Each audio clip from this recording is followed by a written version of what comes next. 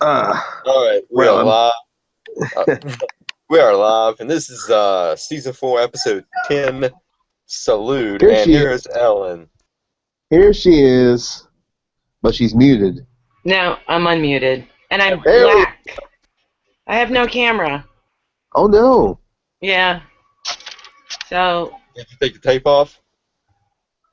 huh? Did you take the tape off? I took the tape off. I'm wondering if it's clogged with gook, but I don't think so. I think I'm just having a technical problem. You can try jumping out and coming back in. I'm just gonna leave my camera off because I'm laying on the bed right now. That's why you couldn't see me. All right, So. I might give this a try. I'll be right back. All right. Okay. Because we got some stuff to talk about with Skyler again on this episode. Yeah. This is more of a Jesse and Gus episode, and Walter was on the back burner this week. Yeah, but I mean, he was very much in this episode. It was actually Jesse, Walt, and Gus. Yeah, and Skyler too. Sprinkle some Skyler on there. All right. Oh no, Henry, you're okay? Yeah, I'm fine. Oh, okay. I thought you dropped out. No, just Mom All right. walks in here and says her TV's messed up. I don't know what's going on. Well, okay. So in the teaser, we see Mike and Gus and Jesse getting on a plane and heading to Mexico. Mm-hmm. And Gus has got a little gift box wrapped up for him, and that is going to play a huge role later in the episode. It will. But great teaser. I love the teaser. I mean, boom. Mm-hmm. It just goes right into it. Yeah, it does. And nobody says a word the whole time. I mean, they all know what they have to do. They're going to Mexico. Yep. And basically, the only word was uttered is that Gus saying to Jesse, "You can do this." Yeah, that's right. He did say that. He did say that to him. He said, "You can do this."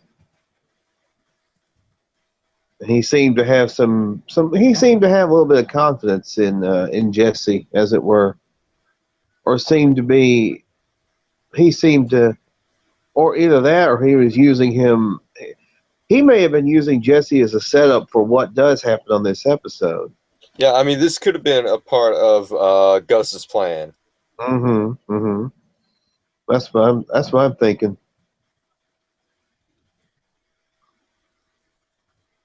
And then, of course, the great, Breaking Bad opener. And we come back and try to think what we saw. It was basically Walt Jr.'s 16th birthday party. Yeah. He gets a PT Cruiser, which was a crappy car. Walt Jr. doesn't like it. But he essentially lies to his mother and says, "Oh yeah." Actually, he lies to Walt later on and says it's great. I think he just did that to just made him feel better. Mm-hmm. Make him feel better. Because Walt didn't know what kind of car Skyler was going to get. Right, yeah. Yeah, I'm guessing that she didn't really consult him that much.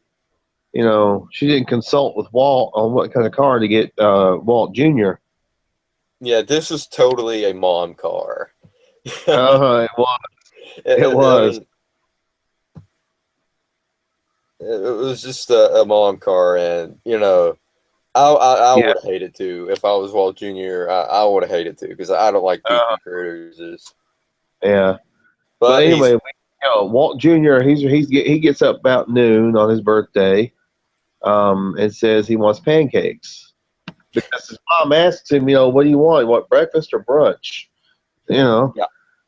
And matter of fact, I got up a little afternoon today myself on my birthday. Yesterday's my birthday, 46. Yes, I did. Yeah, Jane, you and Ellen saw on my Facebook the I picture. saw that. Yeah, 46. A little bit harder to make a 6 with bacon, but I was able to do it. Yeah, it was kind of hard to do that. You just wait until you turn 50, then it'll be a lot easier. Yeah. But which is great. We're talking about Walt Jr.'s 16th birthday on your birthday, Henry. Yeah, I know. It's awesome. Matter of fact, somebody else who commented on that picture, her name was Julie Porter on Facebook. She put Breaking Bad. She knew the reference. Let's get her on. Yeah, she knew the Breaking Bad reference. Yeah. Yeah. So, Walt Jr. definitely disappointed in his crappy car. Yeah, because Skyler says, "Oh, I forgot to get the paper," and that's when she sends him out, and he sees the car, and then she asks him if he wants to take a ride. He says, "Nah, that's okay. I'm starving right now."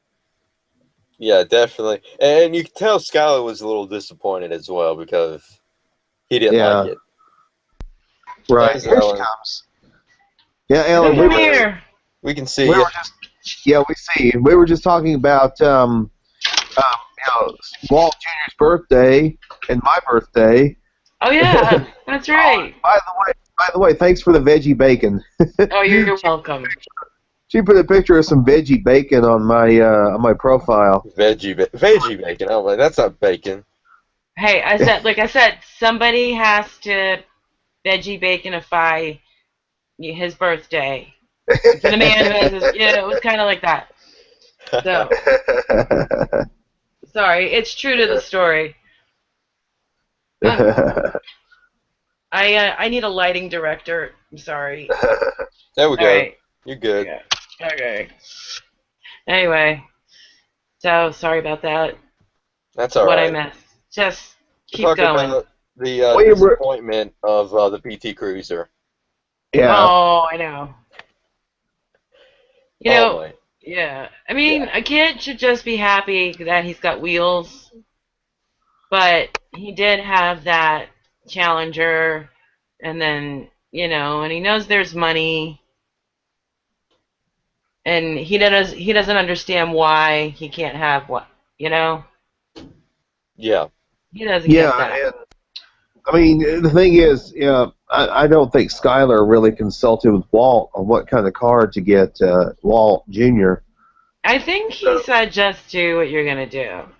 Yeah, he did. Yeah, I think that's what he did. Yeah. But, yeah, I was saying that's a total mom car right there. They said that on the commentary.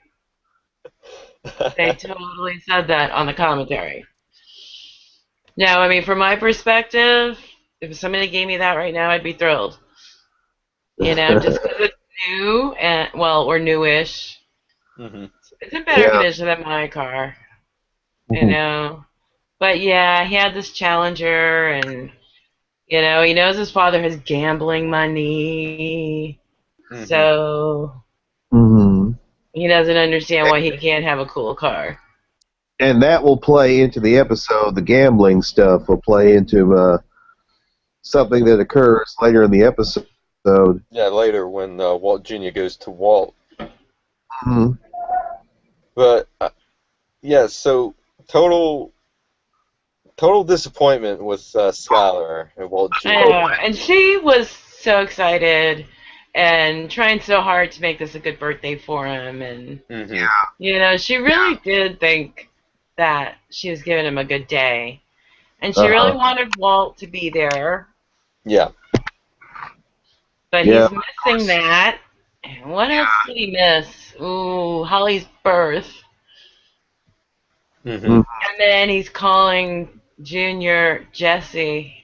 Yeah. Oh yeah, we're gonna see that too. Yeah. Now, Shane and I were talking about the teaser where we see Gus, Mike, and Jesse waiting for the plane to Mexico. And the only line that's uttered in the entire teaser is by Gus. He says, "You can do this." Talking to Jesse. Mm-hmm.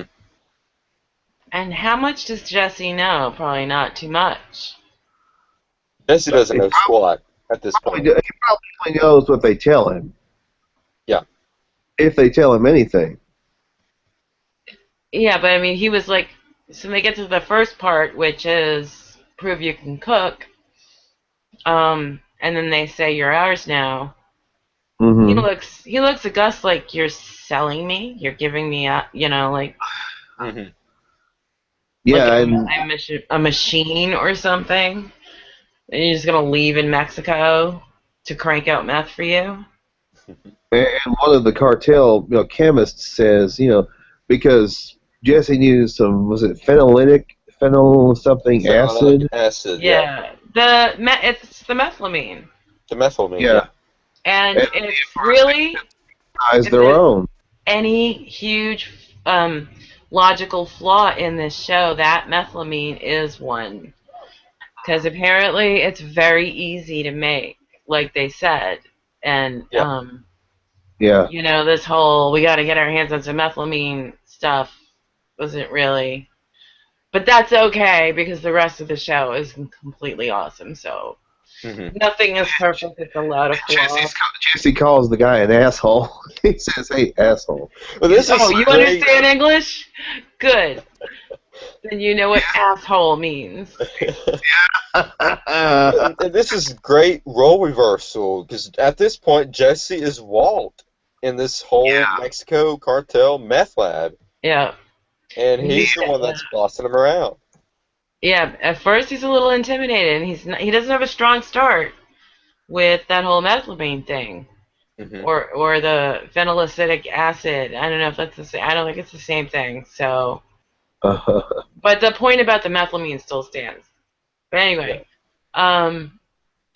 this ingredient he gets with the barrel on the B on it. Okay, not sounding exactly like the genius Gus is passing him off to be, but Gus has his back. Yeah.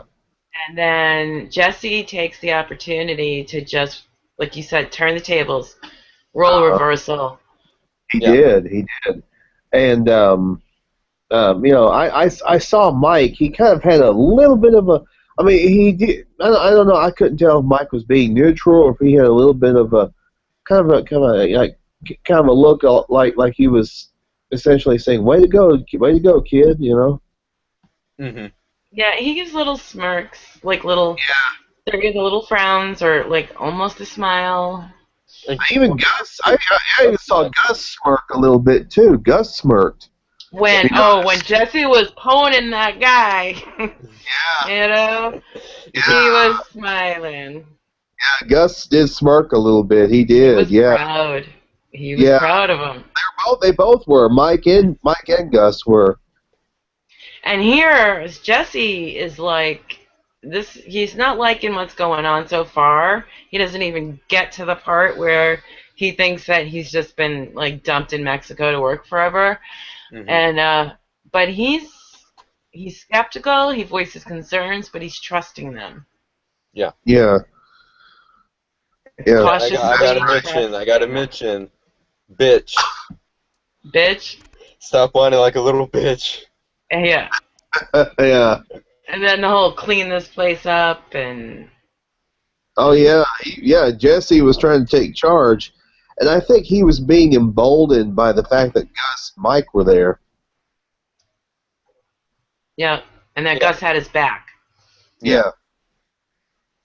Well, Mike did too. I mean, who's going to mess with Mike? Both of them had their backs. Yeah. But he doesn't look more nervous, Jesse, than when he's watching the numbers tick. Oh yeah. Because, he's verbally beaten down somebody, but now he's got to prove that he can do what he's doing, Mm-hmm. Yeah. And he does. And he puts them to shame. He is the best cook in that room. Yeah, he was. He they did seem to be a little bit impressed, He's almost Walt. Yeah. And I mean, and of course, later on when we see Don Eladio eventually, when he hears about Jesse's progress, he seems to be pretty psyched about what Jesse can do. Impressed, yeah, definitely. Yeah, the guy who didn't want to get into meth in the first place. Yeah. So let's see. Then we see Walt in his apartment, and well, we Walt. gotta do Saul Goodman. Saul, right? I almost forgot about Saul. Yeah. So this whole thing with Ted is not done, and Saul basically and Skyler basically came up with the great Aunt Birgit and the inheritance. I was thinking, you know what? Slipping Skyler. Yeah. But you know, she's not doing it like just to screw with somebody. Like, when you Better Call Saul, doing the whole Ken Wins thing. Mm-hmm. Was $150 a shot tequila. Whatever. Oh yeah, it was the same tequila. The same tequila too. Yeah. That's why it was $150 a shot. They're just doing it to screw with him. She's doing this for the greater good. Yeah. Ted's problem is Skyler's problem. If he doesn't handle it, her name is all over those books. Her husband is making money with a meth business, and they're laundering it through a car wash. And I don't know if she's putting it in no, it's still in the cellar right now. It's still in the crawl space. Yeah. Yeah. And then just like stashing the rest. And it's not a good situation. And she needs him not to be audited. However, and this was interesting in the commentary, they were saying that to the extent that he doesn't know it's from her, when she shows up and says, "Where do you think that?" Before she says that, when she's still saying, this, because he's saying, "I'm going to save my business, and I'm going to keep people working, and blah blah blah blah blah." What they're saying is he's got a logical argument. It's his money, not hers, and she doesn't get to tell him what to do with it, and that he's totally within his right to say what he's saying to her. Up until the point, though, where because then when it's a gift directly from her and not an inheritance, she's given it to him for a specific reason, and as tempting as it is to start his business, she's giving it to him for that reason and not any other reason. And that's where I think, but they really came to his defense. Yeah. When he really thought it was an inheritance. He tells Saul, I'm not aware of any relatives in Luxembourg. I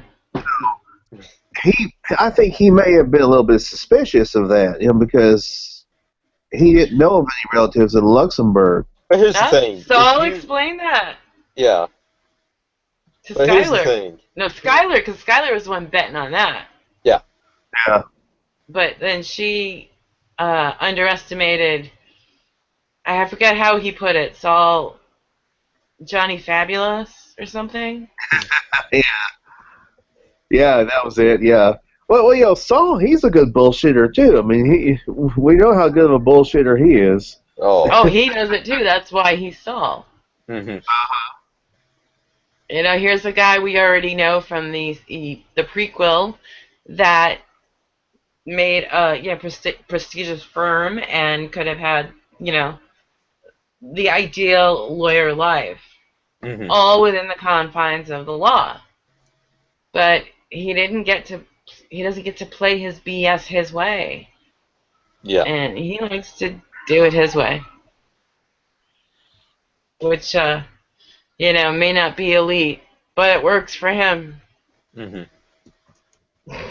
I just don't understand Ted and his problem. Why isn't he just paying the IRS?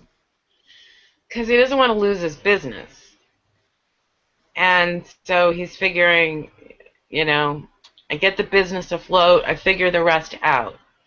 And he doesn't share Skyler's concern for Skyler and her family. And he doesn't know how bad it really is for them. Yeah. He thinks the rest of their lives are, totally clean financially. No dirt there. Yeah, yeah. And that this is not a big deal for her. And she can't tell him that. Yeah. Mm-hmm. Oh, Ellen, I don't know if you've been watching House on WeTV today, but they had an episode. Gail was on an episode. Oh my God. Gail, yeah. Yeah. The one where the guy won the lottery, and he had this Oh, and he was yeah, one of the advisors, right? yeah, Like his. he was the advisor, and he was like perpetrating this woman to be the long lost love, and then it came out that she wasn't really. Oh no. Okay, I'm thinking of a different one then. I'm thinking of when you said lottery. I was thinking about the guy. No, it wasn't lottery. He was just rich. He gave up all his money, hoping that karma would make his son well. Yeah, that's the different one. That's a different I know what you're talking about. The guy wins the lottery, and they pull the scam. Yeah. Yeah. Mm-hmm. Yeah, Gail was on that one. Like, Gail. Matter of fact, Shane PM'd me because I was watching it, and then he PM'd me. He said, Gail and Bullock are on House. No, I'm talking about Bullock from Gotham. Double Load. Yeah. Who plays Gail on plays Bullock on Gotham. Huh. Yeah. Mm-hmm. So, but anyway, yeah. We see like three different we see three different subplots going on in this episode on Salud. Yeah. We have the thing with Gus and Jesse and Mike in Mexico. We have the thing with Ted, and then we have the thing with Walt. You mean with Walt Jr.? Walt Jr., yeah. So anyway, like I say, Walt Jr., he gets concerned about Walt. Nobody knows where Walt is. He's not answering his phone, or anything like that. So he goes over to see about his dad.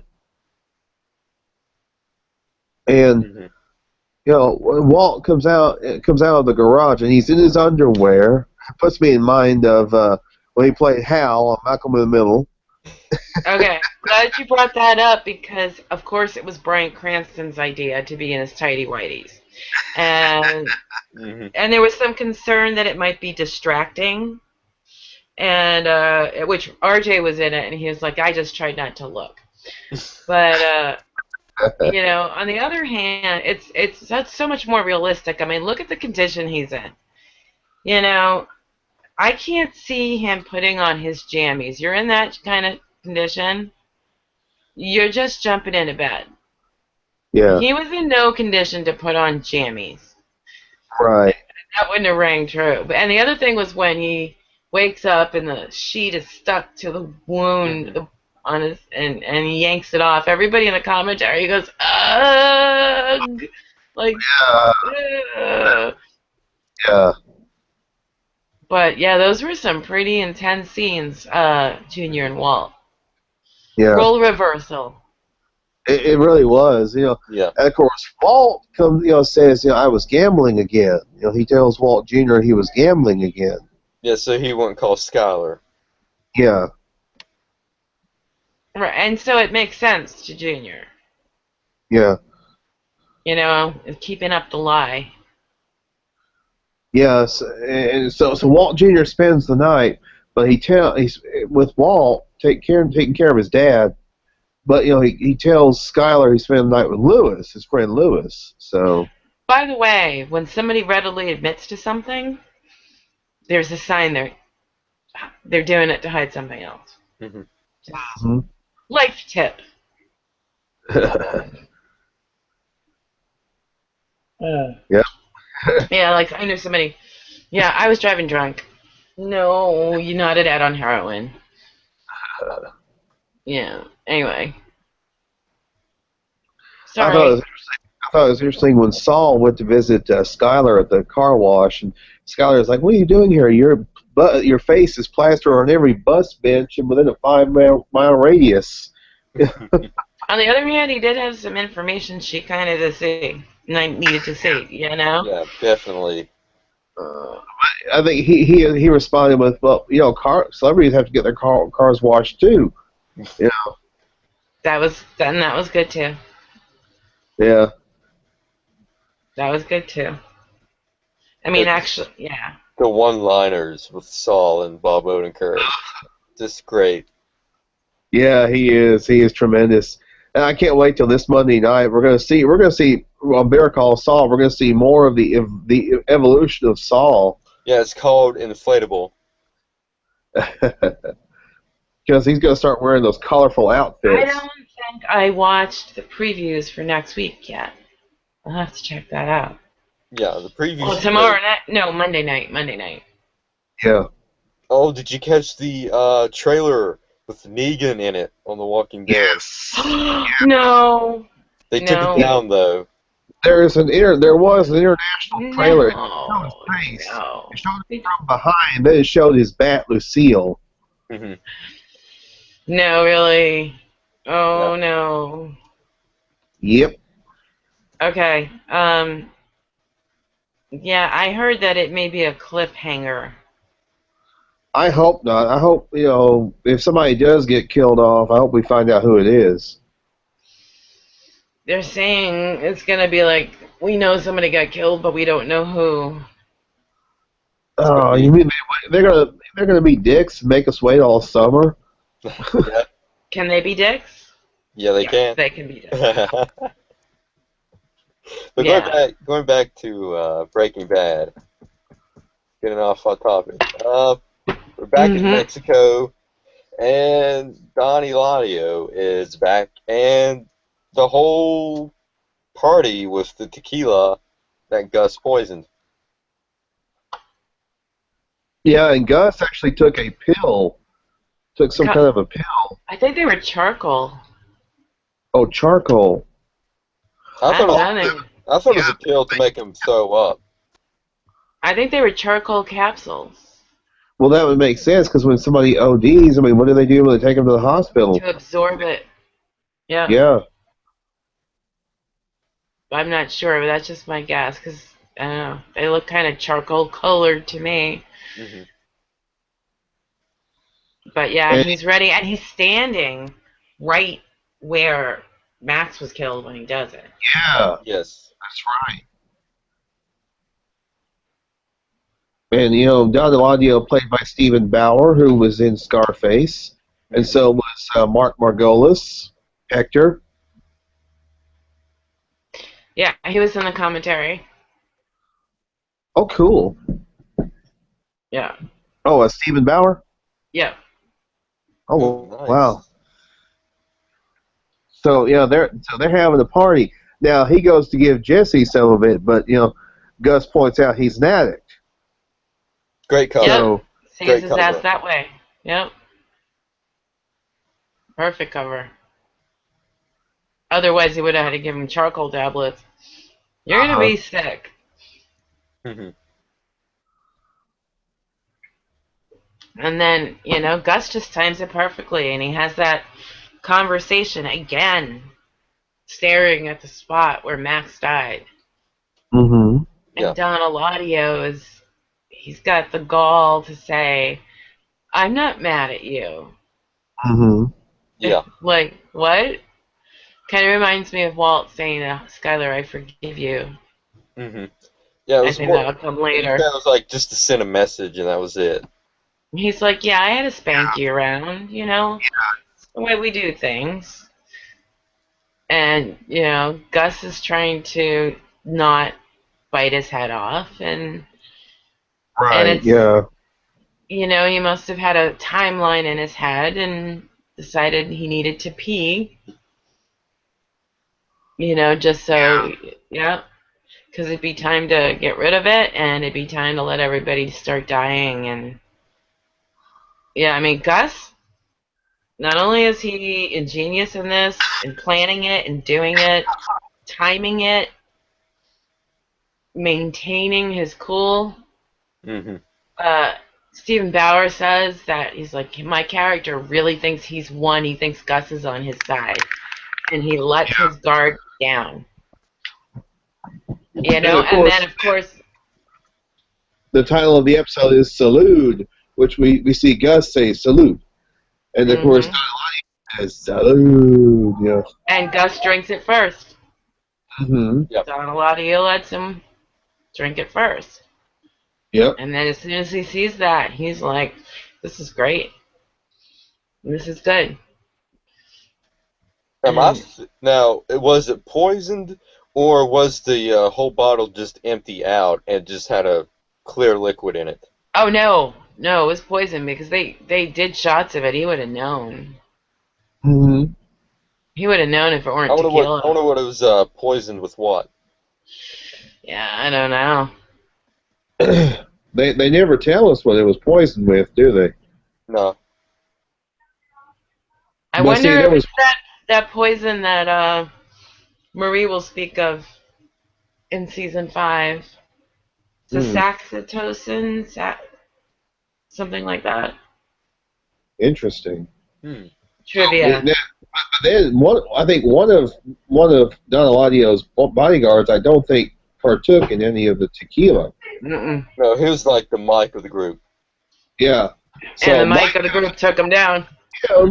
Mike comes up with a garrote and strangles him to death. Yep. Yeah. Yeah, he is.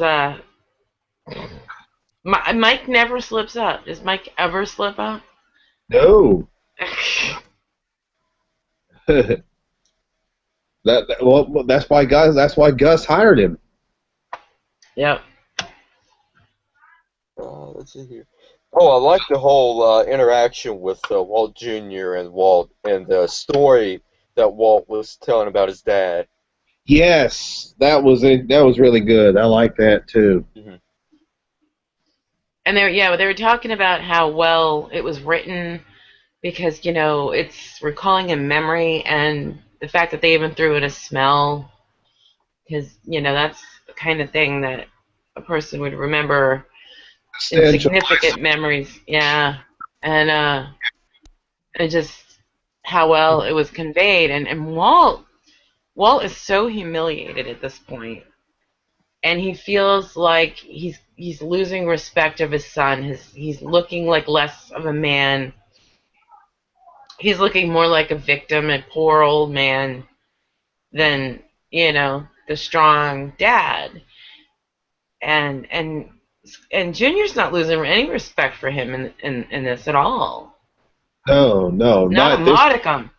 Yeah, I mean he's even tending to his father. Late season 5, we do see what happens with Walt Jr. and Walt. Yeah. But Junior spends his 16th birthday tending to his father. Yeah. I mean, this is a good kid. Walt tells Walt Jr., don't tell your mother, So yeah, I think Junior can handle that. Yeah, they have to keep a secret from Skyler because Skyler would worry, number one. Number two, Skyler would be tempted to call like 911 or something. Mm-hmm. Yeah. But see, the episode ends with we see them basically. Jesse finally killed somebody after his first kill after Gale. Yeah. Yeah. Well, it was either that guy or him. Because Mike told him, "Make yourself useful. Find a gun." And he picks one off of a dead guy. Uh-huh. And then he's got it for when they're outside the place getting in the cars. And and they all three of them drive off. After perfect vengeance, that Don Eladio fell in that pool. Yes. Yeah. Very reminiscent of how Max died. Yeah. Well, Max didn't get submerged, but the pool was really the scene of death. And that he drowned in the pool, that he just let this person bleed into, is, perfect. And Gus in that scene, he is so, he's sick, because, it didn't prevent him from suffering effects. He just wasn't, it's not fatal, but he still needs medical attention, but he wasn't going to die right then and there. And he's sick, and he's barely on his feet, but he's on his feet, and he's fierce, and he's commanding and scary, and he makes everybody run. Yeah. And he just essentially tells everybody, Don Eladio is dead. You know, you can take his possessions. You can do one of two things. You can either, you know, help yourselves to his possessions, or you can die. Yep. And the girls, they were smart. They took some of the stuff. That's what they were there for. Yeah. And Jesse and the whole party, when it was still cool, before as the poison was working its way through everybody, he was not down with any of it. The girls, this is like in stark contrast to the Jesse that took the money for the RV and went to a strip club with his friends. Mm-hmm. You know, yeah. The Scar, he's not into it. He still thinks that he's still owned by the cartel. Yeah, he's not a happy dude, and he doesn't know what's going on. Mm-hmm. Right, because obviously they didn't tell him anything. Not much. He just has to be ready to do stuff. Yeah. But my gosh, this was such a great episode. I mean, great episode. I think that's pretty much it in this episode. I think we covered all the plots in this one. It was tremendous. Yeah. The only thing, that really stood out to me, well, not the only thing, that one thing that stood out to me was that they went through the trouble to show the whole traveling thing. I mean, yeah, I understood the being in the car and blindfolded. Right, that too, yeah. When they were being taken, yeah. Definitely a point that you want to show, but they went from everything, even to the whole airplane, which is, they really didn't have to do that. Right, no. It was a nice... See them step off a plane, and you assume that they've already traveled through the air. But they went to the trouble to show it, to start, sort of build a sense of mystery. What are they doing? Where are they going? Jesse not knowing what the hell is going on. Mm-hmm. They didn't actually get into the air. They planned on it, but they didn't. And I guess, who was happy about that? I think it was, Mike. God, Jonathan Banks was happy not to have to go in the air. Yeah. Aaron Paul wanted to go up. Michelle McLaren wanted them to go up. The editing on this episode was terrific, too. Kelly Dixon did a tremendous job. Mm-hmm. I thought the editing was really good. So I think we hit on all the major points of this episode. Yeah. Yeah. So we're ready for me to get all pissed off about The Walking Dead, or are we going to talk about Better Call Saul? Let's do Walking Dead. I gotta hear your thoughts. Dude, CW. We got 2 episodes left in this season. The shit they pulled with Carol is lame, and it is not Carol-like. This is some fantastic character, a pragmatic character, excuse me. But, and I get her crisis, but I don't get her solution, that she has to go off on her own, because there are people there who live amongst the community and don't kill. Morgan doesn't. I keep him around, and maybe, she needs a break from that, and let her have it. But if she loves these people, then they need her. Yeah. And she should be there. So it's almost like a teenager going, well, so I'm going to go, don't follow me. Well, of course they're going to follow her, and that's going to be the crap that leads to the other crap. So that pisses me off. And it also worries me, because in the comics, Carol, for different reasons, commits death by Walker. I mean, suicide by Walker. She does. In the comics, yeah. And she's losing her mind over a different thing. But that doesn't happen in the show. I think it's because Tyrese cheats on her with Michonne, and she loses her shit. I think that's what happens. Right. Mm-hmm. And so that pisses me off. Also, I think it was implied that Daryl doesn't know how to drive a Standard. A stick shift? Oh, yeah, he was kind of having trouble driving stick, yeah. I don't believe that. I don't believe that. This is Daryl. He knows how to drive a stick shift. There's no way he doesn't know. Give me a break. I know how to drive a stick shift. Daryl knows how to drive a stick shift. Yeah. End of story. So this week we see, Abraham and Eugene and Rosita and Denise are out on a supply run. Mm-hmm. And Eugene and Abraham find this. It's like a factory. They want to start. They want to start manufacturing bullets. They want to start making. Oh, yeah. And Abraham and Eugene get into it. They essentially tell each other, "Screw you," and Abraham says, "I'm out of here." So your services are no longer required. I think. I call dibs. Dibs. Oh, I know. And this is a great idea from Eugene. It really is.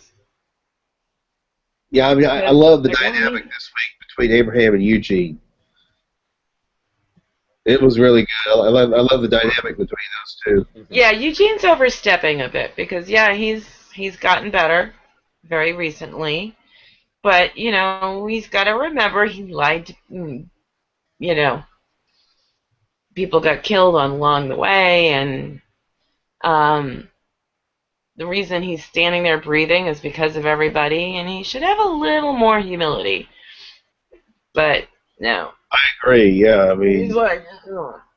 Yeah, he is. And then, ironically, he doesn't handle the walker that he has to contend with. He needs help, and it's Denise who handles the one. And you knew, and it was a big setup. It's like one of these two is gonna die. You knew somebody was gonna die for some reason because it's The Walking Dead. Oh wait, Daryl was with him too. Remember, Daryl was out with the group also. Well, they did 2 groups, right? Yeah, it was 2 groups. It was Abraham and Eugene, and then Denise, Daryl, and Rosita, and they all came together at the climax of it. Okay. Right, because we saw the return of Dwight. Yeah, the guy that took Daryl's crossbow. Who's got a big old burn on his face. Yep, he does. Man, and that crossbow plays a very significant part in this episode as well. Yeah, Daryl gets it back. That's important. Well, but also because Denise got the arrow, the arrow through the eye. Oh yeah, that too. Which in the comics, that was Abraham. Abraham did that. Right. In the comics. Right. And Abraham. I don't read the comics, and I know this stuff. It's funny. I read about the comics. I don't read the comics. I just look up plot points from the comics and just skim through it. I do too. Right. The Walking Dead Pedia. The Wikipedia of Walking Dead. Yeah. Walking Dead Wiki. See, Denise does the same thing that Abraham was doing. She keeps talking until she finally. Yeah. She killed her first walker in this episode too. Yes, she did. Yeah. She did. I mean, they were out looking for medication. That's what they were looking for. Mm-hmm. Yeah, so she didn't get killed because she did something stupid or, if she was weak, she didn't do something right. She was killed because somebody out there was a jerk. Mm-hmm. Nice word for it. And Daryl took the half measure and didn't kill the guy when he had the chance. Oh, and that arrow is actually meant for Daryl. Yeah. Right. But Dwight doesn't know how to use this crossbow like Daryl does. Yeah. So, of course, there's a big firefight, but before that, Eugene tells him, you might want to get that guy over there behind the barrels. Yeah. And then Eugene... I was like, is he throwing him under the bus, or is... That's what it seemed like he was doing. Yeah, I think Eugene, he's a pretty smart dude. He knew what he was doing. Do you think he was just like, this was teamwork? Like he was passing the ball to Abraham, Might have. Score this goal? Yeah. Or was he just trying to distract them with Abraham, no matter what happened to him? He may have been. And then, of course, crotch bite. Oh my God! Yeah, he bit Dwight right in the family jewels. Well, whatever works. I mean, those are hard times. But yeah, that's pretty, yeah, I give him points for that. I wouldn't want to have to do that to anybody. And he was only great. Even if I had to kill them, I'd really like to go for another way of making them bleed. But I guess he figured that would just stun him so he could keep biting. I don't know. Let's not talk about that. Well, Eugene got shot. Well, he was only grazed, though. He was really only grazed. We didn't know that at first. Mm-hmm. Right. And at first we were thinking, oh no, so like one from each team. Because I really thought they were separated for a while. Because Eugene wasn't with them at the apothecary. No. No, he was at the bullet factory. Remember, right. he was so at that point, I'm thinking Denise is with one group, Eugene's with the other. They're both the most vulnerable. One or both of them is going to die. Denise dies, and then Eugene gets shot, and they're like, oh my God. And you're like, oh no, both of them. Yeah. Mm-hmm. So they, they teased us a little bit with that. Yeah. And then Abraham had to say the funniest line in the whole episode. You know how to bite a dick, Eugene.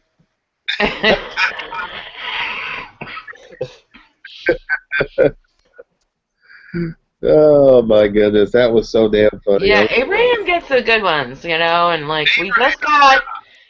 When you poured the Bisquick, did you mean to make the pancakes? That is epic. Oh yeah. Mm-hmm. Yeah, that was great. That was great. Yeah, Abraham definitely has his ways of talking. Yeah, he does. Yeah, but of course the episode ends with we see Carol leave. And on the previews, Daryl is going out, but we don't know who he's going after. Right. I think he's going after Dwight. I think he's going back after Dwight. Dwight's dead. No, Dwight survived. So he's going down after Dwight, and I think he's going after Carol. No, I think Morgan is, because we see Morgan on horseback in the preview. Yeah. I think Morgan's going after her. I can't see Daryl not going after her. I mean, I see what Morgan's doing and what's going on here, but Daryl and Carol are tight. So yeah, I know. But who knows? Get her back. Along the way, he may run into Dwight again. Dwight and his group. Or though maybe he's like, all right, Morgan's on that. I'm going after these dickheads. And you see Glenn saying, he's going to get himself killed out there. But and he's mad about Denise, and yeah. Yeah. And this brings us to the international trailer that Shane and I saw. Yes. So what was that? A Fox promo for episode 16. We see Rick. It's Rick, Abraham, Eugene. I can't remember who else. But the main person is Negan. Maggie, Glenn. No, they're not there. No, it's like 5 people in this one little group. Rick, Abraham. Wow. And then they run across a group of the Saviors in the road. All right, wait, go through this list again. Abraham, Eugene. Rick, Abraham, Eugene, and 2 others. They're on like a supply run. I guess, or something. And 2 others? Important others? Daryl? No, not Daryl. Daryl's not in this one. No Carol, no Morgan, no Glenn, no Maggie, no nothing. Spencer? But it was suggested, somebody did a video. Huh? Rosita? I think Rosita was part of that. I think it was Rosita. I believe was one of the other. Sasha. Sasha was one of the other ones. So, one of the theories by a poster on YouTube was that what happens is later on, because this is still daylight when they run across this group of saviors. Carl, it was Carl. It was right now. It was Rick, Abraham, Eugene, Carl, and Sasha. And in the preview, we see them run across a group of saviors. They say, we can negotiate. And the guy's like, no, I don't think so. Oh, my God. I guess they get into a firefight, I guess, a shootout with these guys. They get past them. Then we see them running in the woods. Then we see it starting to get dark. And then as they're running, there's a big spotlight comes on them. Then we hear, hello, I'm Negan. And we see Negan from behind, and we see the bat. Yeah, close up of the bat. Yeah. I got the link for the trailer, Ellen. I'll send it to you on Facebook. And it goes along with something that I read about 5 people in Negan. 5 people.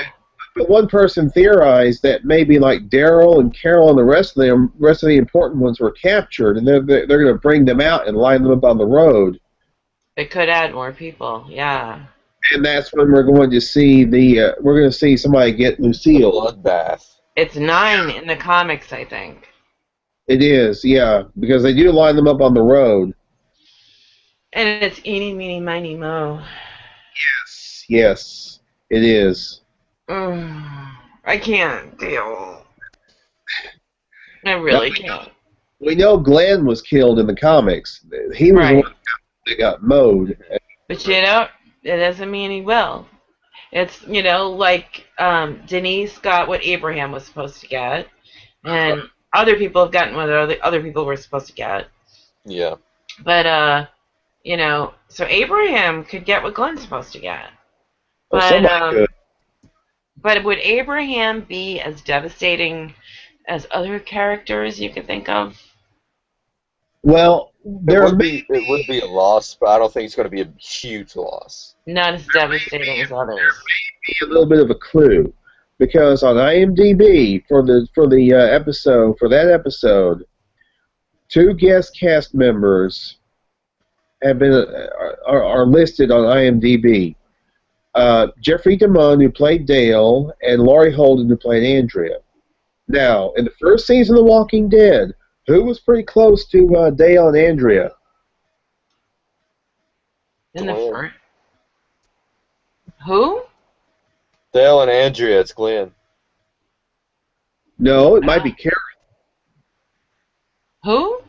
Carol. It might be Carol. Because she was in that camp, remember? They were all in that camp? Yeah. In the first season. So you say it's going to be Carol? Carol's going to die? It could be. I don't know what they're doing with Carol. I really don't. I don't know what they're setting up for Carol. This little going off by myself thing Carol's such a great character. She went from meek and helpless to pragmatic and just smart and just badass and like the most rational one of the group. Mm-hmm. And this doesn't make sense. If they're using it just to advance the plot so they can set people up like chess pieces in the right way, then it's lame. I don't get this. This isn't right. This doesn't make sense, and I'm upset. Now, in the trailer, there's also a shot of a bloody hand holding a rosary. Yeah, the cross that Carol had. Yeah, the rosary. I don't know. Oh yeah. Well, we've already seen her hold that till she bled. Yeah, but this is for episode 16. We see a bloody hand. Somebody's walking with this rosary. I don't know if that's Carol's rosary or somebody else's. That would sound like Carol. So she didn't let it go after she kind of used it as a prop. She did. I mean, does she still have it as I think she does. Her leaving? Yeah, because I think when she was back in Alexandria, she held it really tight until she bled. She still has that. So yeah, this is I mean, I don't know. I mean, what the clues kind of seem to, but we're going to find out a week from tomorrow night. Or maybe not. If it's a cliffhanger. Actually, I don't know why they would make it a cliffhanger because the season finale is going to be 90 minutes. Right. I don't know, but any predictions? Well, and the other thing is that if they did pull that, the problem is when they start filming season 7, there's going to be reports about who's on set, and you'll know, well, it's not that person, it's not that person. So, leaving it with a cliffhanger about who died for how many months? 6? 6, 7 months. Yep. Well, there have been a couple of things that have emerged this week. There was a rumor that Emily Kinney, who played Beth, was on set. So it's going to be flashback time. I bet it's going to be for Carol. Gotta be. Because she's the one that's doing that whole kill diary. And also, Michael Rooker was asked if he was ever going to be back on The Walking Dead as Merle. He said no. So. Oh, no. I don't know. Well, actually, Beth could also tie to Daryl. Uh-huh. Or Maggie. Remember, that's her sister. Oh, shit, yeah. But if that's the case, why are Dale and Andrea listed as cast members for that episode? They may be having some major flashbacks. Yeah. And watch them leave us with a cliffhanger. Come back in season 7, episode 1, having somebody having a bunch of flashbacks. Could that be life flashing before your eyes? And maybe we don't even find out who's getting that. I don't know. Well, we'd have to see. Someone is getting the bat. There's no doubt about that. Norman Reedus has already been confirmed to come back for season 7. So really, what does that mean? I don't know. Plus, he's filming this new motorcycle series. Yeah, for AMC. Well, he could just come back for a special spot, like him dying and him coming back as a walker. And then the other thing I keep coming back to is the stupid ultrasound. Yeah. Why have an ultrasound if not for... But that could sort of also tie to Abraham, because that ultrasound wasn't just about Glenn and Maggie. It was about Abraham. He was really, really thinking about this. Hence the Bisquick line. You really doing this on purpose? Because he wants to pair up. It's just whether or not he wants to breed. So, why else bring him into that conversation except, to bring out the whole part about Maggie and Glenn doing it on purpose? But see, I'm still confused by why are Jeffrey DeMond and Laurie Holden going to be in this episode? Somebody's going to have some flashbacks. If IMDb is any indication. Now, here's my question: is IMDb like Wikipedia, where anybody can go in there and edit that? No, that's Internet Movie Database. That's where. Yeah, I know. But can anybody go in there and edit that? Good question. I don't know. No, you can submit if you see something wrong. You can submit a correction, and they review it, but you can't directly edit it. But you can tell them if something's wrong. Mm-hmm. The thing is, also, originally, for the description for that episode, had Michael Rooker and Emily Kinney listed as guest stars. So, and they've changed it now. Now it's Jeffrey DeMond and Laurie Holden. What? Or somebody changed it. I mean, are they doing this? Are they doing this to throw us off? I mean, what?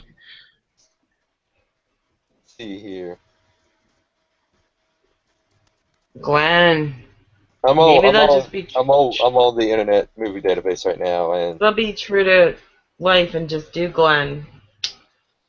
Yeah, just look up The Walking Dead. It'll show you. Just look up Walking Dead TV series, and then you go there where it says. I see Herschel's name on there.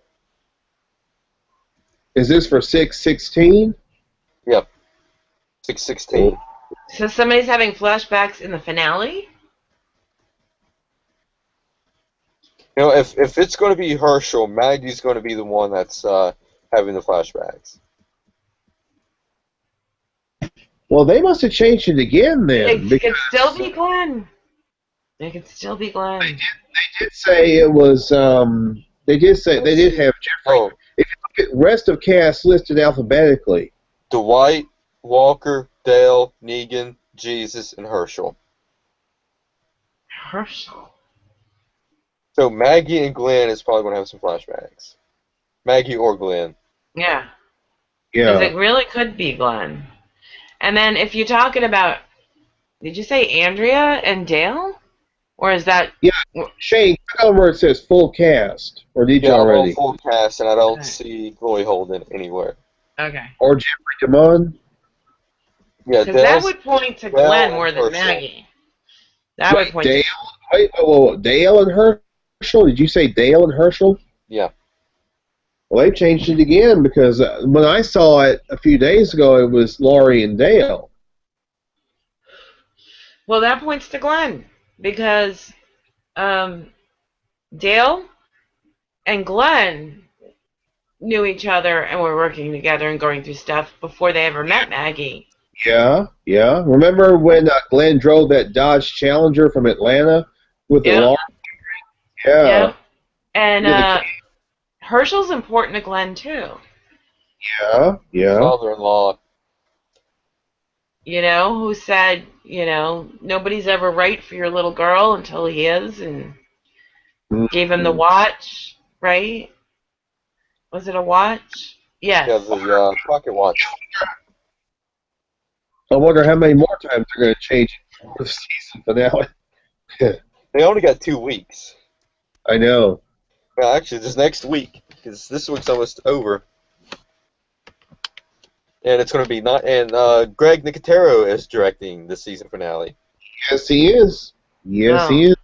I'm going to keep watching, but like I said, if Enid had a fit and took off and said, I can't live here because whatever, they'd be like, you stupid little brat, come back. So why does Carol get to do this?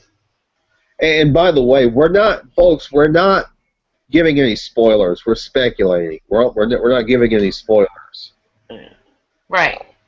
Well, I'm hoping that Carol is going to realize when she's out there that she's just having a stupid fit, and she's going to turn around and go back. If Carol is leaving, I think she's going to be captured by Negan. Guaranteed. Mm-hmm. She's going to get captured by Negan. Great.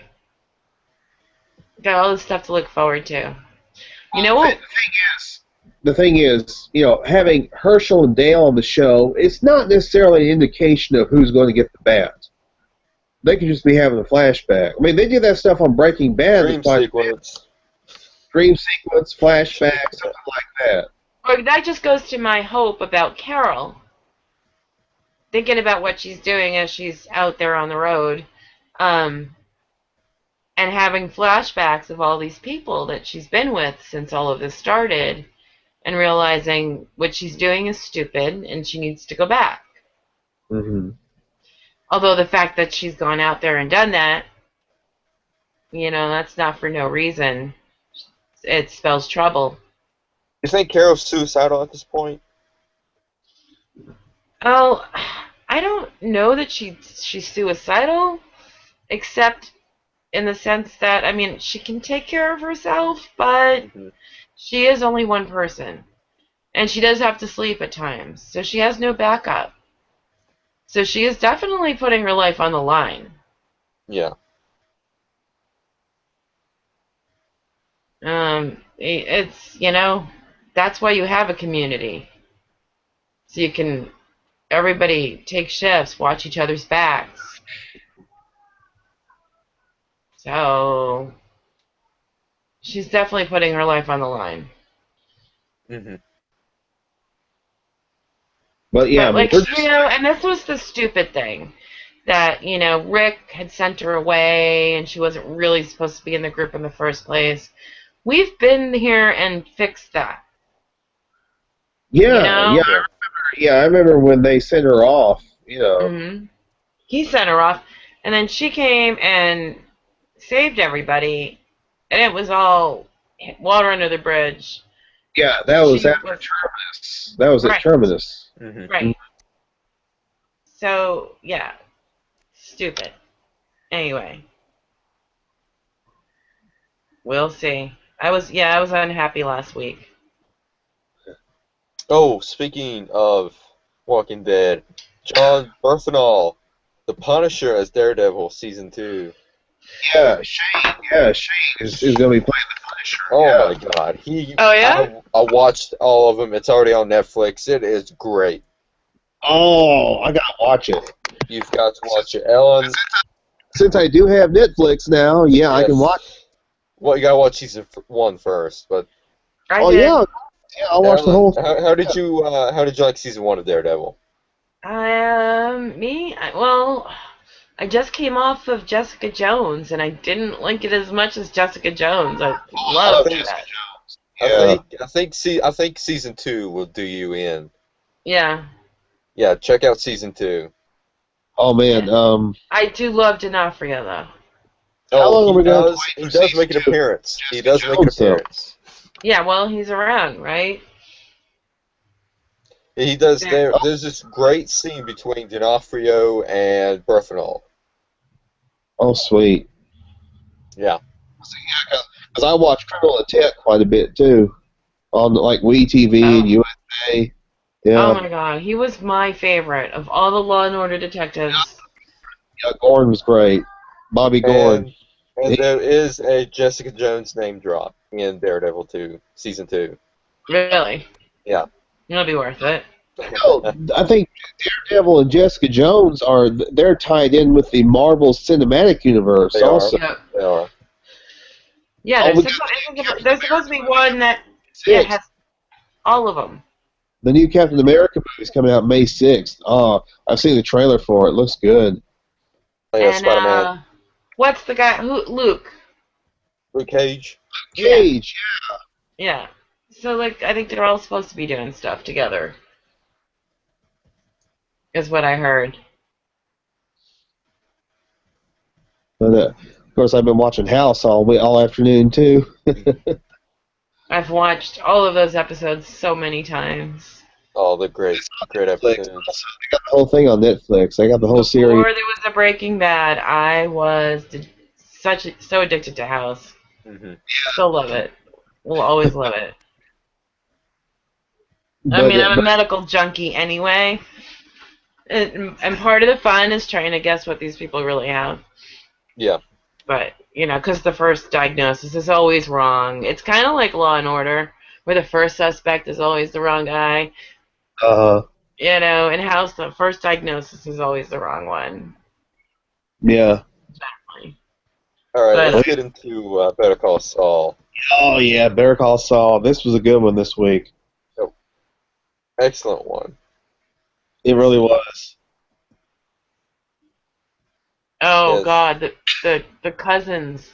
Cousins made a return. The cousins were so scary, and the music they used when they were standing there. Same music from Breaking Bad. Oh, yeah. Breaking Bad, yeah. It was awesome. Oh, yeah. Yeah, we saw Mike with his granddaughter, Kaylee. Yeah, they was planning on killing her, too. Yeah. It was insinuating that they was going to kill her. Yeah, they definitely threatened her. Yeah. Oh, yeah. Clearly threatened her. When they had that chat. Mm-hmm. And it's Tio and the cousins, and they don't have any dialogue, do they? But they're scary as all hell. Yeah. Yeah, the cousins just say a word. They don't have to. No, they don't. Yeah. I mean, it was just I was like, the cousins, dang it, yes. We knew it was the cousins because they teased us with it. With the boots. But yeah, so Jimmy is basically, sleepless. He couldn't sleep in his nice cushy bed. He had to go back to that crappy thing at the nail salon. Yeah, it's his home. It's his home. And listen to the gurgling of the cucumber water. Yeah. That was He it's I don't think it's that he doesn't like a nice bed. He doesn't like what it's all representing. Yeah. You know? And he even goes through the whole list with that guy, who's jealous about everything. And everything you could ever want. Can't get better than this. It's about Bill. Yes. Mm-hmm. Yeah, I know. So let's see. This week, I mean, Mike. These guys come to his house. This guy comes to his house. He's out front. He says he's waiting. He's talking about Tio. And then later in the episode, Mike comes in. There's somebody in his house. And he knows because he set up the welcome mat with the carbon paper. That's great. Right. That was great. Yeah. Genius, Mike's part. That was absolutely genius. Yeah. Because I said, Mike with a welcome mat? What the hell is he getting a welcome mat for? Well, then you see the carbon paper right away, and you're like, oh, yeah, now you know what he's up to. Yeah, because he could figure out, oh, my God, there's somebody here. Somebody's in my house. Going in and out. Uh-huh. Mm-hmm. So, yeah, he knew somebody was in his house, and he got them out of there, no problem. And he didn't have to kill them. Yeah. So this is pre-meeting, right? Yeah. Yeah. When This is just a scare tactic. Uh-huh. Because in the meeting, to me, Mike was kind of like, in a sense, like, Walt, this is not meth. Mm-hmm. Mike impressed Tio, Hector, kind of like Walt impressed Tuco. You got some balls. Uh-huh. I mean, he basically admitted he didn't worry about the gun that Mike had on him. Mm-hmm. Hector said he's not worried about the gun. Yeah. He did say that. But then he was impressed. And then Mike got what he wanted. Mm-hmm. Yeah, he got $50,000, $25,000 of which he gave to Nacho. Mm-hmm. Good guy. Yeah. He's like, you're going to have trouble when Tuco gets out, so I didn't really get the job done that you asked for. Here you go. Yeah, and I was right, too. I said last week that Mike is going to take the deal about the gun thing. Yep. But not for so little money. No. He raised it to $50,000. He wasn't going to take... not for $5,000. He wasn't I don't think this is going to be the last of Hector. Oh, I have that feeling too. And right now, hopefully, Skinny Pete and Tuco are hanging in prison. Yeah, maybe we'll see Skinny Pete. Oh my God! If they have prison scenes with Tuco and Skinny Pete. Oh, yeah. That'd be great. That would be awesome. They're pulling out lots of people. Mm-hmm. And we're 4 episodes in? 6. We're 6 already? Yeah. We're 6. Oh, it's going by too quickly. We got 4 weeks to go. Yeah. That's it? Yeah. 4 more weeks. We got 3 more weeks of Breaking Bad. We got 3 more weeks of this season of Breaking Bad too. Mm-hmm. But Kim is still on Hamlin's shit list. Even though she's got an office. Yeah. Yeah. Hamlin put her up to basically lose in a no-win situation. Mm-hmm. Mm-hmm. But I still think Chuck is involved somehow. I mean, Chuck is still pulling the strings. And then we saw that guy trying to kind of recruit Kim over to the his law firm. Yeah, with really great offers, and we find out she's been working for Hamlin for 10 years. Yeah, and they're just jerking her around. Yeah. Now that actor, I've seen that actor on a lot of stuff. That actor that played yeah. I've seen him in a lot of stuff. He's like a psychiatrist type. He's been on Law and Order. He's been on, like, I think, SVU, Criminal Intent. He's been on a lot of stuff. Everybody on IMDb has been in Law and Order, something or other. Everybody. Yeah. Or House, or Breaking Bad, or ER. Yeah, Grey's Anatomy.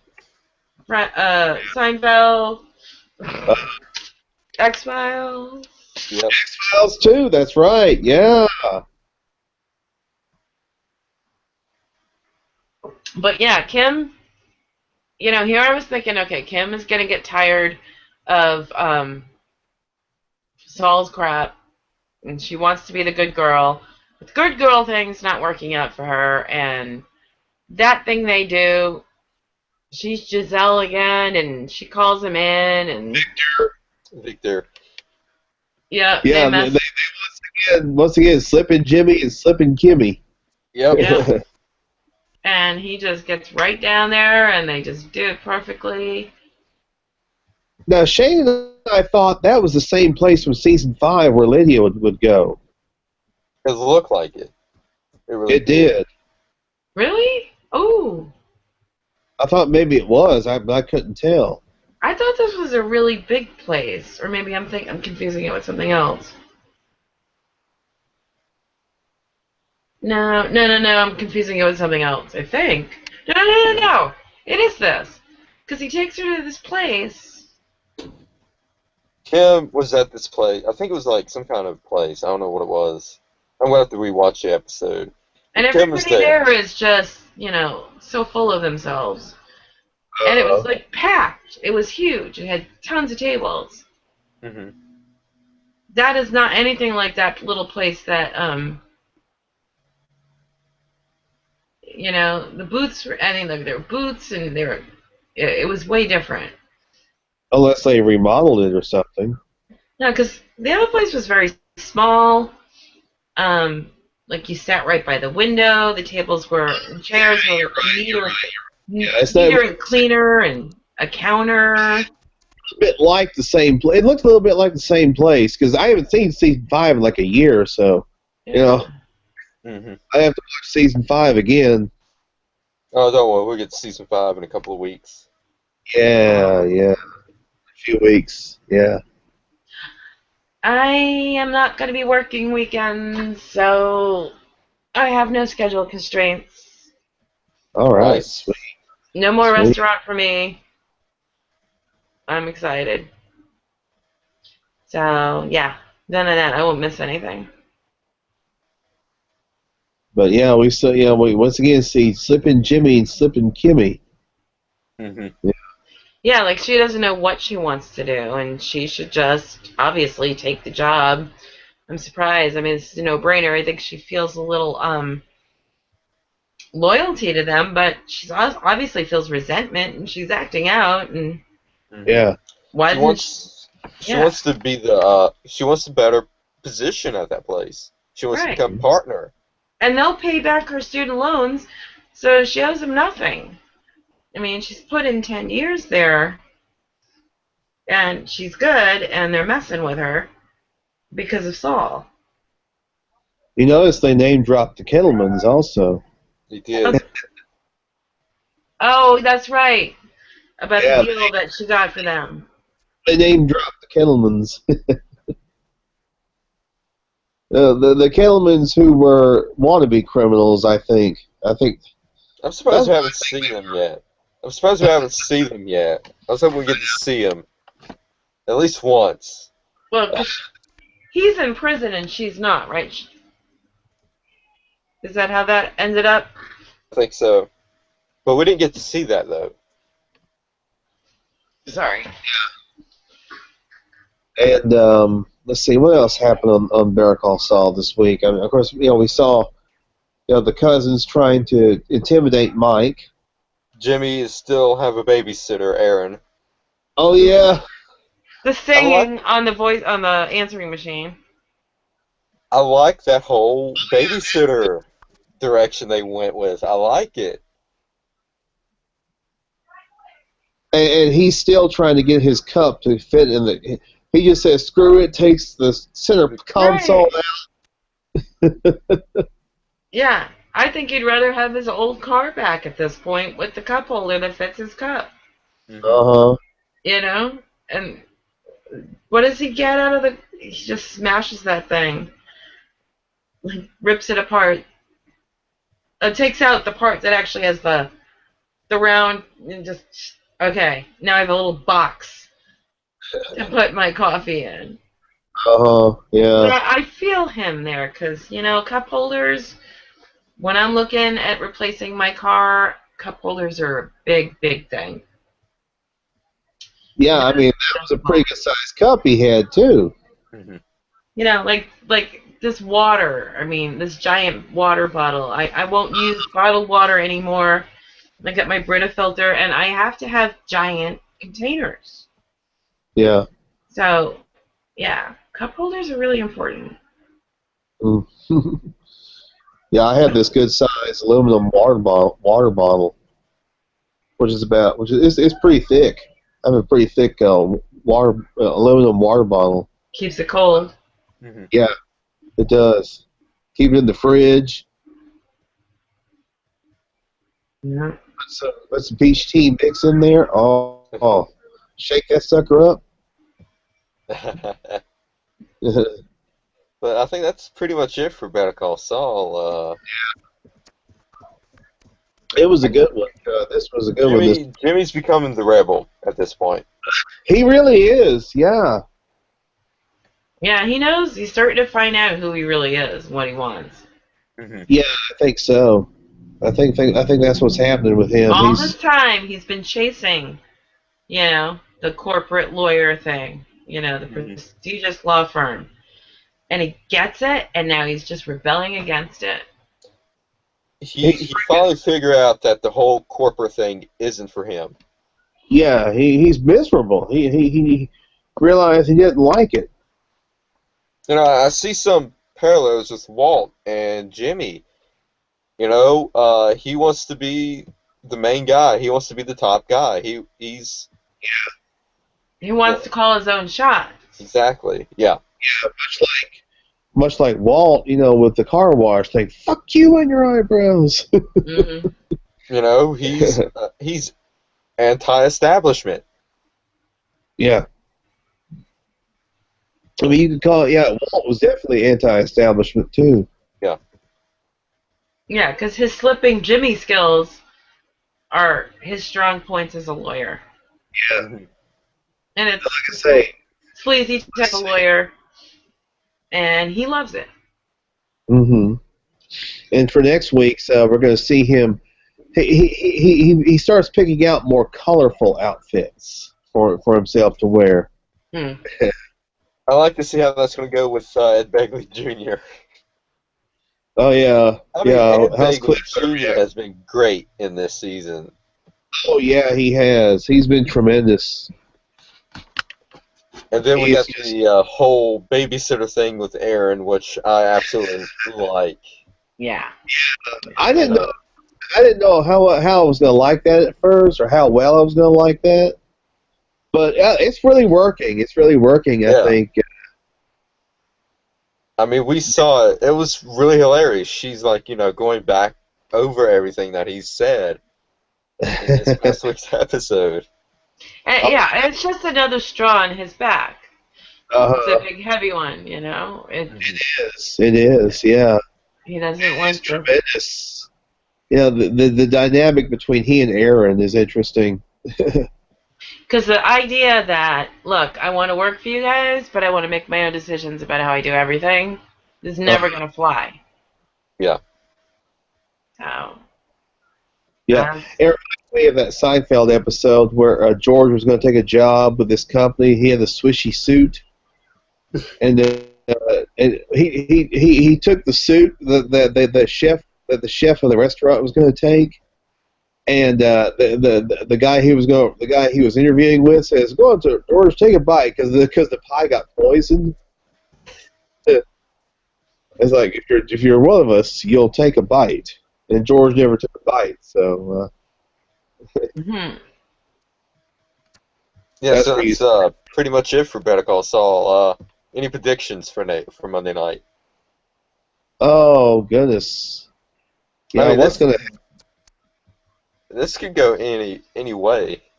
Well, we're gonna see. I think we are starting to see the beginnings of the visual look for Saul Goodman. Yeah, slow transformation. Yeah, with the colorful suits and everything. Mm-hmm. Is this our predictions? Hopeful predictions? We'll get to see Gus approach Mike. You can handle yourself. I would love to see that by the end of this season. We got 4 more episodes left. I think it's going to be next to the last episode before we see Gus. That will be amazing. Because I think... Or even just to see something like, Skyler going grocery shopping, or I don't know, just little cameos would be great, but I want to see Gus. I think we'll see Gus. I think we'd definitely see Gus by the end of the season. One thing we forgot to point out about Breaking Bad, after Walt Jr. left, we saw Tyrus pull up to Walt and say, "Should you be somewhere?" Yeah. And the car that Tyrus is in, we had a car just like that, same color and everything, Cutlass Sierra Oldsmobile. Yes, we had a car just like that. It was your car, Henry. It ended up on Breaking Bad. But I said, "Oh my God, we had a car just like that." Yeah. All right, you guys. Good luck making it through The Walking Dead tomorrow. All right. Yeah, so next week is going to be episode 11, and that is... What is episode? Crawl Space. Yes, Crawl Space. Crawl Space. The whole Ted thing comes to a head. Yeah.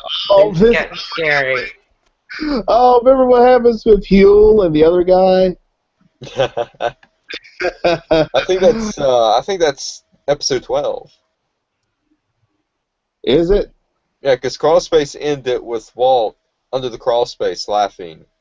I know, yeah. Framed. Let's say, they panned out. Yeah.